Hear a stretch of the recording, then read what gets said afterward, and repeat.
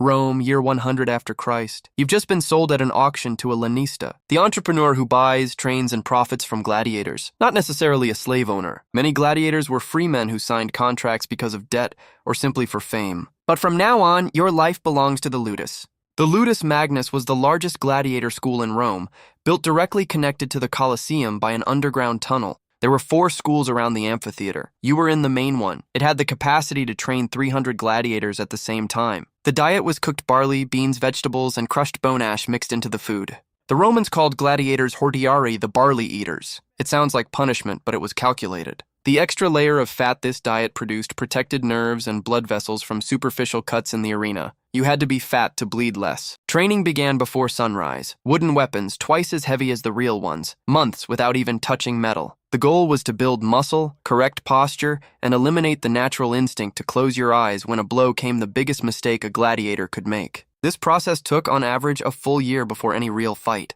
Medical care was surprisingly good. Galen himself, one of the greatest physicians of antiquity, worked as a gladiator doctor before becoming the personal physician of Emperor Marcus Aurelius. Gladiators were an expensive investment. A lanista didn't want to see his assets die for lack of treatment. The famous ones lived well. They had their own rooms, guaranteed food, and if they became popular, they turned into real celebrities. Women from the Roman elite paid fortunes for a vial of sweat or a lock of hair from a famous gladiator. Fame in Rome worked exactly the way it does today. And the chance of dying? About 1 in 10 per fight, much lower than movies suggest. Most fights ended with the loser asking for missio mercy from the crowd. The winner looked to the stands and waited. The crowd decided whether the defeated man lived or died. Sometimes the sponsor of the event had the final word. But that's a problem for later. You still have a year of barley and wooden swords ahead of you.